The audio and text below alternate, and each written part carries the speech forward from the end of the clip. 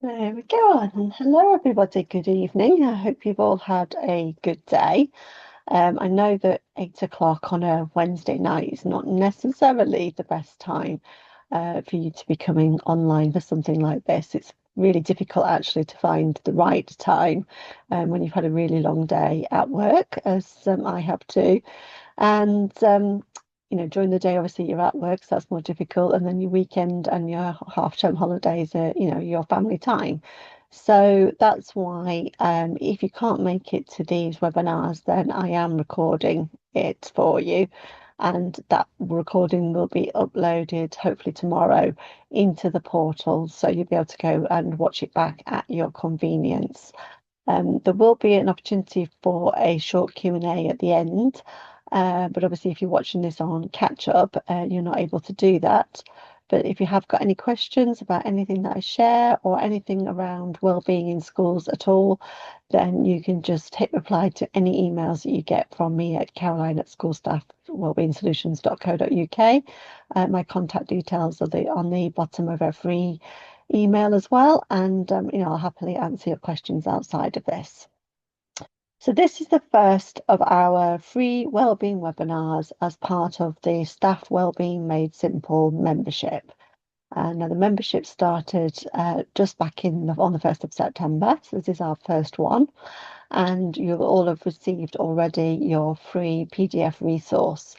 Now, the idea of Staff Wellbeing Made Simple is for me to be able to share with you some hints and tips, some advice that are hopefully going to help you as individuals to improve your well-being as a teacher, as a member of the school community in whatever capacity that is.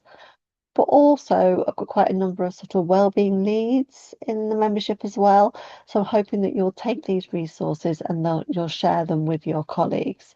We're really looking for that ripple effect so we can get as much help and advice out there as possible, because we know what a tough job teaching and education is. And my job is to help you to thrive, and that's actually the theme of today's webinar. So I think I've called it different things in different places, but it's basically how to thrive in this new academic year, how you can sort of pace yourself so you don't burn out by Christmas. So most of us now are just over 2 weeks into a new term. So it'd be really interesting to hear from you how it's going. Those of you that did my 6 weeks to wellness over the summer holidays, I asked you at the end of that to sort of set some goals of things that you wanted to see that were going to change this year, things you were going to put in place to protect your well-being. So it'd be really interesting to find out how you've been getting on with those, and whether, as is quite likely, maybe some of those have already started to slip once we get back into the fast pace of a new academic year. It can be really easy for those good intentions to go by the wayside. So I want these webinars really just to be a bit of accountability, bit of a reminder, bit of some new fresh ideas, just really simple things to help you to protect your own well-being and that of your colleagues. And as I say, I'll be sharing the recording in the membership portal for you as well, so you can watch this back. So, who am I and what is Staff Wellbeing Made Simple? So, my name's Caroline Woolley, for those who have not met before, and I created School Staff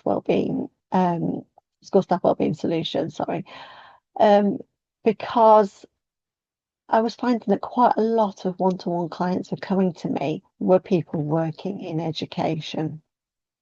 And I really understood the specific challenges that education presents in terms of our well-being, and how so many staff are actually leaving the profession because of those challenges. It's really difficult. And with some of the interventions that I was putting in on a one-to-one basis, I was seeing some real differences for my clients, and I wanted to bring those to a wider audience. And I am very close to the profession because I'm actually married myself to a primary school head teacher. So, I'm very much at the coal face. I get to see everything that role entails and the stresses and challenges that brings with it. So that's just a little bit of context about me. My background is in holistic health. So I support people, mainly women, but not always, on a one-to-one basis and in group sessions with things like, well, anything to do with well-being, really, mainly around sort of stress management and resilience, sleep, nutrition, all the things that we're actually going to talk about today. So that's just a little bit about me. So we just talked a little bit about the challenges of the profession, and I included this slide from a previous presentation that I did. I've not actually updated it. There is an updated version of the Teacher Wellbeing Index for 2024, and the 2025 one will be out soon too. But actually, the figures haven't changed that much. If anything, they're going in the wrong direction. I'm sure this is not something that I need to particularly bring to your attention, but this is what fuels me. This is, the puts the fire in my belly about why this is so important. We don't want to see figures like this in any profession, but certainly not in education, where the work that you do is so vital to our next generation of children and beyond. And also for you as individuals and as a group as well, your health and well-being is important. And I think for too long, that's not been made a real focus of. So I'm really pleased that the Education Support Charity highlight this as part of their Teacher Wellbeing Index. But yeah, we need to do something about these figures. So I wanted to share as well this quote from a head teacher that I spoke to just over a year ago.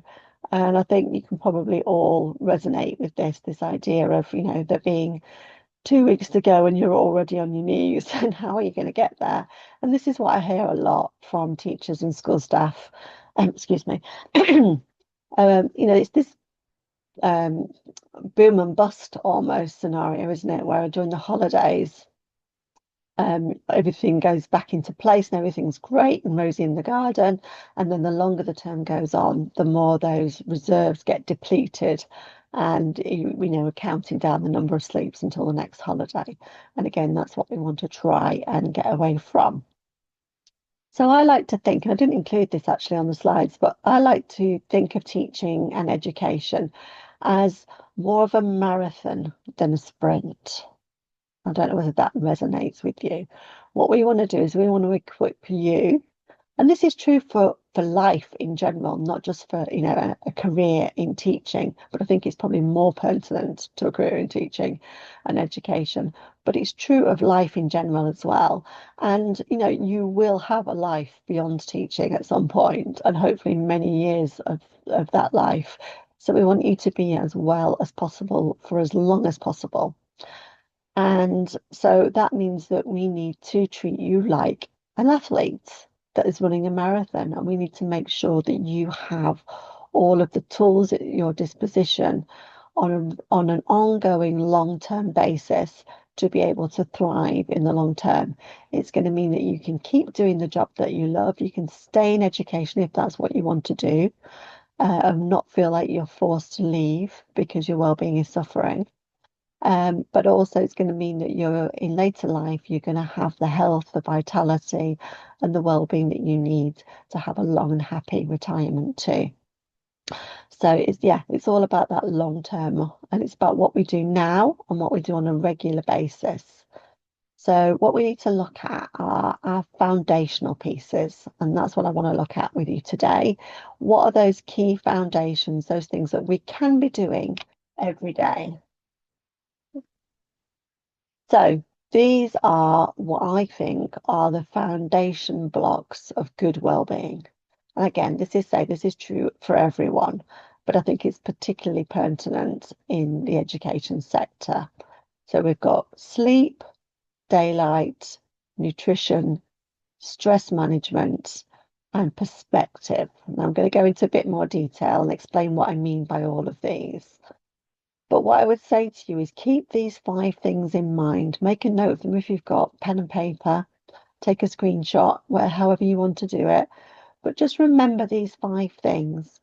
And at any point, if you feel like work, life is getting on top of you and you're not coping as well as you would like, look at which of these blocks is out of kilter. Which one of these do you need to be putting a bit more effort into? Because they're all important, but sometimes we just need to focus on one of them. So we are going to go through each one in turn, and I'm going to give you some ideas of what you can do that's manageable. It's not going to add to your too much to your to-do list. It's actually going to help and support you.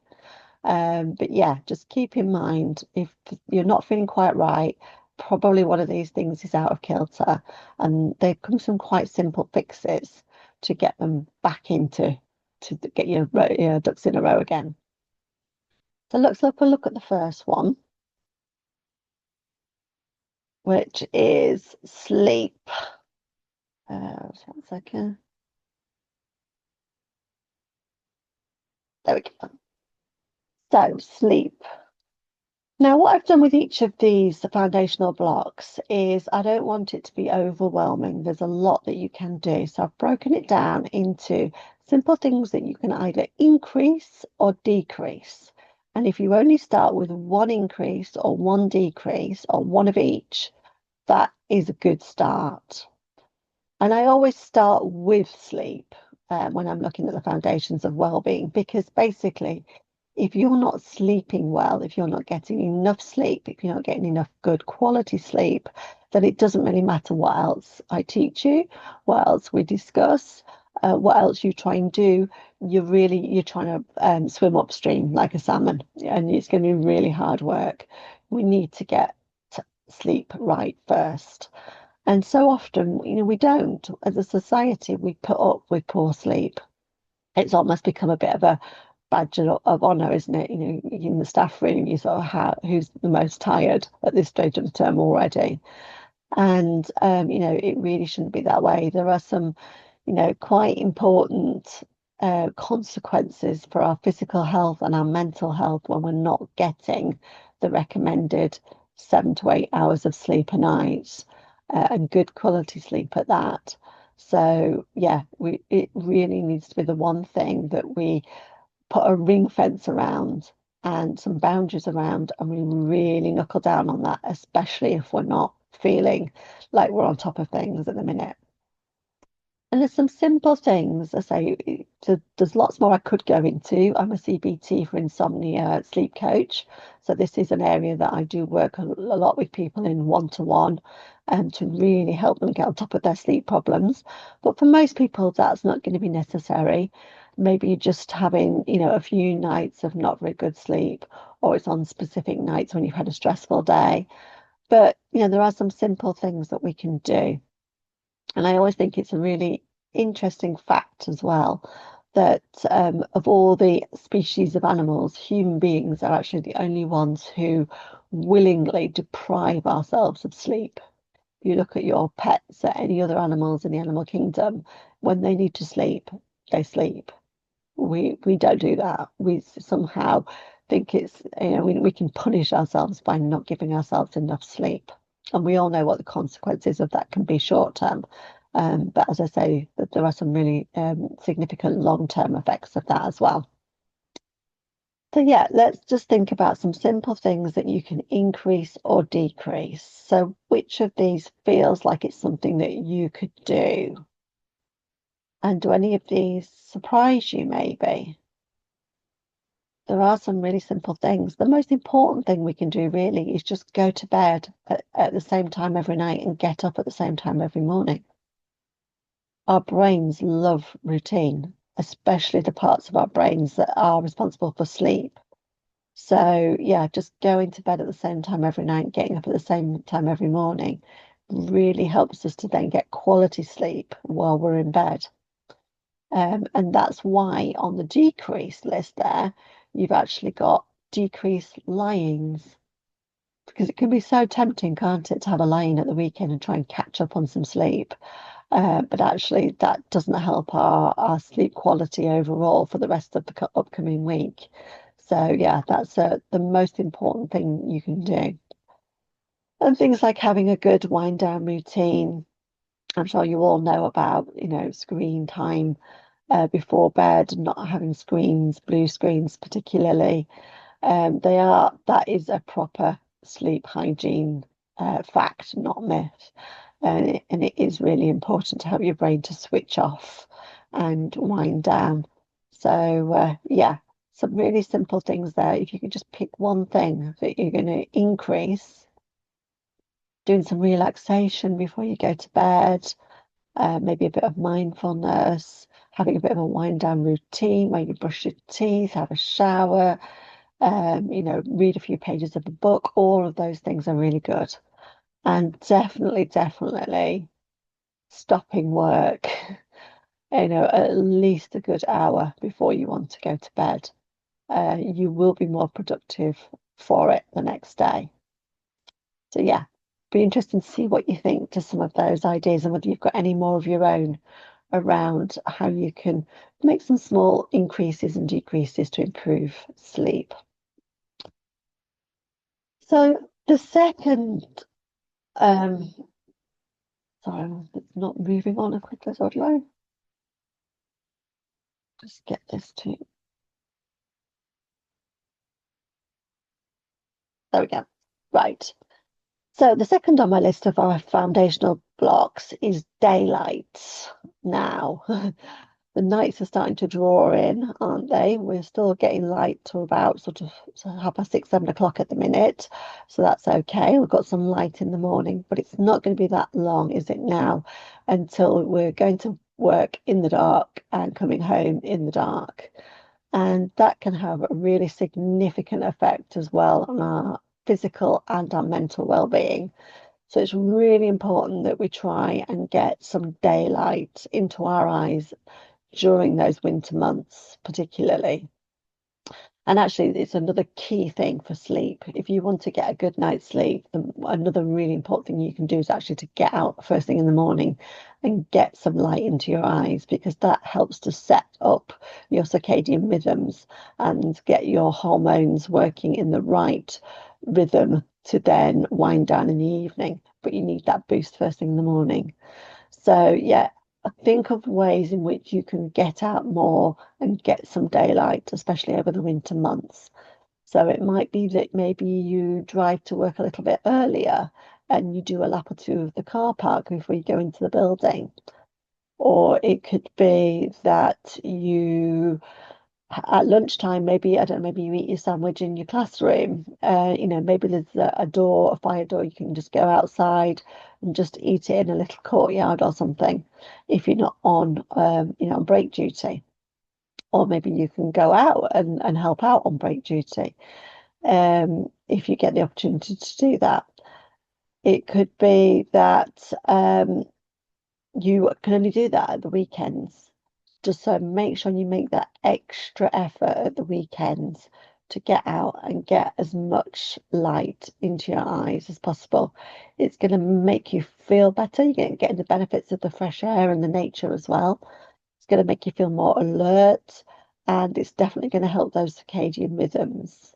So yeah, daylight is really important.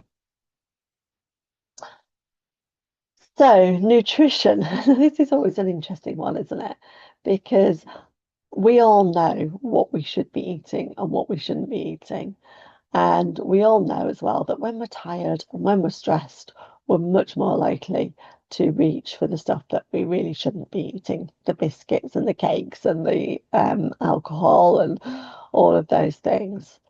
So again, it can just be really helpful just to have some foundational bits in place that are not going to take you any extra efforts, particularly just rules, simple rules that you live by.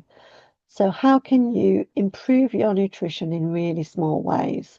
What can you increase? So can you get more plants into your diet? Can you take some carrot and cucumber sticks in your packed lunch? Can you put an extra portion of veg and hide it in your spaghetti bolognese or an extra portion on the side of your meal? Plants, vegetables particularly, are so important for our well-being. They help to lower inflammation in the body, which helps us to manage chronic pain. It helps us to sleep better. It helps us to feel less stress. Because inflammation happens in the brain as well. So when the brain's inflamed, which it can be by eating lots of sugar and ultra-processed foods, then that makes us more stressed just by what we eat. So yeah, if we can eat more of the good stuff and less of the, I don't like to say bad stuff. It's not bad in and of itself. It's just too much of it is bad. But yeah, the things to look to decrease are definitely sugar, alcohol, and ultra processed foods. And I'm sure you all know what they are by now. But basically, if something's got a label on the side of it and a list of ingredients, and there's some of those ingredients you don't have in your kitchen as a matter of routine, then they are ultra processed foods. So yeah, just try doing some simple swaps. And again, this is something that I help with. I run courses where we do resets and we do meal planning and prepping, and just really simple things that we're all super busy people, aren't we? We haven't got time to be, cooking everything from scratch every single day and planning, full meals. But there are lots of simple hacks we can do just to get the needle moving in the right direction. And one of those things that I like to do, and I've put it on that list there, is actually some nutritional whole fruit capsules. So I've actually started working with a company who've been producing these capsules for 40 years now. And they are literally just fruit, vegetables, and berries that have been powdered in their whole state. So you're getting everything, you get in the rind, the skin, the seeds, everything. So all the vitamins, all the nutrients into a capsule. So I take 6 of those capsules every morning, and that means I'm getting 9 portions of fruit and vegetables into me every single day by breakfast time, no matter what I then eat on top of that. And you still have to eat a good, healthy diet, but they're just about helping to bridge that gap. And I think these can be a really helpful tool for people in really busy professions like education, and particularly education, because we know that schools are germ factories, aren't we? We're coming up to that period of time where there's going to be a lot of bugs flying around, lots of people are going to be off sick, and these can really help to boost your immune system, give you that kind of, put you on the front foot in terms of just protecting your health, by a really simple taking of a few supplements in the morning. And they're much better for you than just vitamins and supplements, because one, they've got lots of clinical research behind them that shows that they actually work. And I can tell you from my own experience, I've taken them now for 7, 8 months, that they definitely do work. But also they're much more bioavailable. Your body doesn't know what to do with a single vitamin. It's like vitamin C, what do I do with that? I don't know, because I need other things. I need iron as well to be able to, I need vitamin C to be able to absorb iron. So you need the two things together. And when you're having 9 portions of fruit, vegetables, and berries, and what I didn't say as well is you're also getting 30 different varieties in those capsules as well every day. You're getting that full spectrum of the vitamins and minerals that you need, so you don't need to take anything else.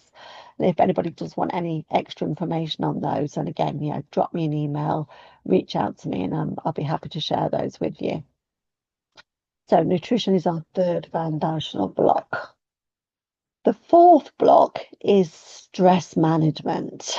And we all know that we could do better with this, because it's probably the hardest one of the 5 to actually do on our own. I think this one does maybe need a little bit of help, but there are some simple things that we can increase and decrease to help us with that.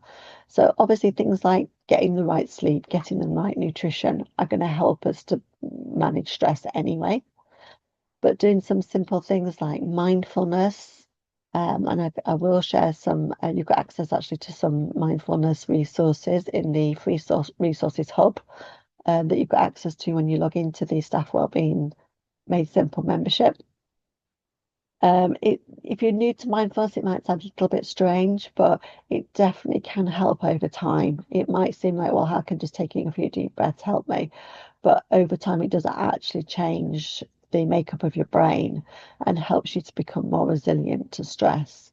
So, yeah, relaxation, building in, periods of rest, movement, exercise, all these kinds of things. We're not talking necessarily about going for a run or going to the gym. It can literally just be, having a boogie around your kitchen, um, anything that gets your heart pumping. It just helps us to relieve stress. We need to complete the stress cycle. So if we've had a stressful day, then the not amount of stress hormones in our body will have soared. We'll have cortisol and adrenaline running amok in our bloodstream, and we need to do something to complete that stress cycle and use up those hormones. So exercise can be a brilliant one for that. But you've got a few different ideas on there of things that you can do. And if this is something that you feel like you do particularly struggle with, managing the stress of the job, then yeah, do reach out to me because I've got lots of other resources that I can pass your way to help you with that in a more detailed way. So, and finally, this is kind of linked a little bit to stress, but it's about our perspective. Now, this is not about blame or judgment or anything like that. We're all just doing our best, but it can be that sometimes we actually create more stress for ourselves by our thoughts. I know a lot of the teachers that I work with are self-confessed overthinkers. So, we have a stressful event or a challenging event that happens to us during the day, and we then ruminate on it. We overthink it. What did they mean by that? Does it mean this? Is it attack on me personally? It can be really tricky to get out of that cycle if you are an overthinker. And I think, a lot of us are. It comes from a good place. We want to do the right thing by everybody. So that means that we're always kind of trying to find solutions to things.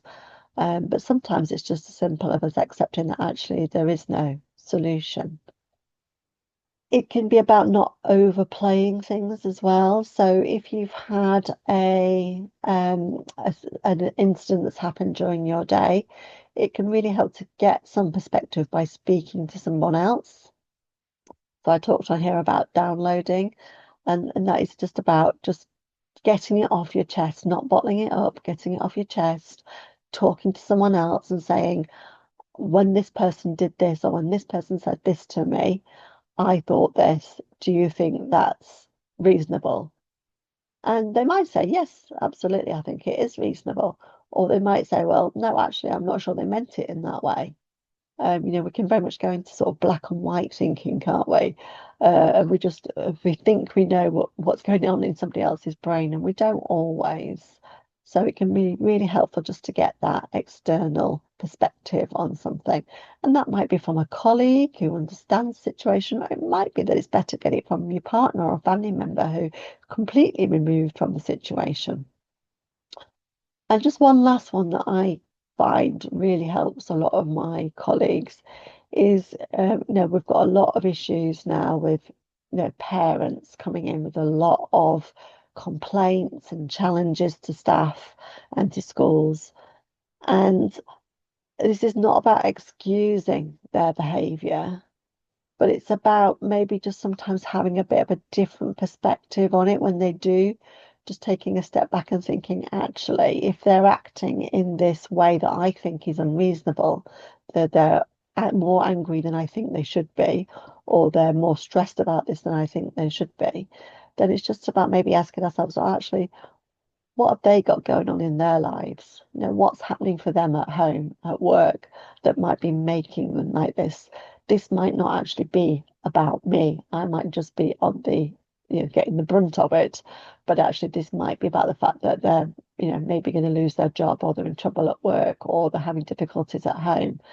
This doesn't excuse in any way their behavior, but sometimes just by removing ourselves from that situation, it can just help to reduce the stress that we feel from it because we don't feel personally attacked. So yeah, I hope that is helpful to you, and do let me know if that resonates at all. So that is the end of our five foundational blocks. So I'll just summarize. So we had sleep, daylight, nutrition, stress management, and perspective. And as I say, whenever you're just feeling a little bit out of sync over the next few weeks as we're going to put to the busy Christmas period, then just maybe come back to those five things and say, right, is there one of these that I can just put a little bit more effort into that's just going to help sustain me through to Christmas so I don't burn out?